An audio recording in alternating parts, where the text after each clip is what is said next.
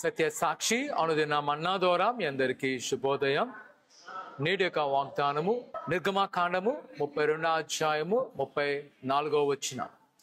ఇదిగో నా దూత నీకు ముందుగా వెళ్ళును. ఇజ్రాయేల్ ప్రజలు అరణ్య ప్రాంతంలో వారు ప్రయాణం అవుతున్నప్పుడు దేవునికైనా వ్యతిరేకమైన కార్యం చేస్తున్నప్పుడు దేవుడైన యెహోవా మోషే గారితో అంటున్నాడు, నా కుమారుడా, నేను ఆ ప్రజలతో వస్తే నా ఉగ్రత ఇంకా ఎక్కువ అవుతుంది కాబట్టి నేను ఆ దూతను పంపిస్తాను. దానికి మోషే ఒప్పుకోడు.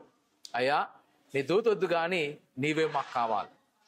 నిజమే నా ప్రియ కుమార్తె, ఆయన తన బిడ్డల పక్షమున బిడ్డలతో ఉండాలనుకునే దేవుడు.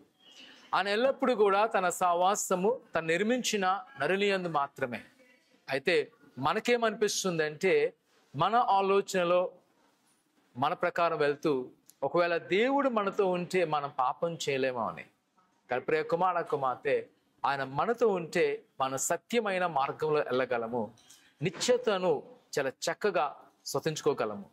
అందుకనే ఈరోజు ఒకవేళ దేవుడు నీతో ఉండాను కానీ నువ్వు మనసు చూపినట్లయితే నీ ముందున్న ఎలాంటి కొదువైనా, నీకు ఎలాంటి ఇబ్బంది అయినా వాడిని దాటేయగలవు. అదే ఇజ్రాయెల్ జీవితంలో మనం చూస్తాం. ఆయన పగలు మేఘస్తంభంగాను రాత్రి అగ్నిస్తంభంగా వారితో ఎల్లకాలము ఉంటూ వారిని నడిపించాను.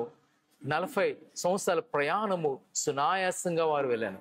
ఈరోజు దేవుని యొక్క వాక్యం ద్వారా నేను ప్రోత్సహిస్తున్నాను. ప్రియ కుమార్తె, ఆయన నీతో ఉండేలాగా ప్రణాళిక చేసుకో, ఆ నీతో ఉండేలాగా కోరుకో, ఆయన నడిపించును. ప్రార్థన చేసుకున్నా. పరిశుద్ధుడా దేవానికి ఉన్నాను.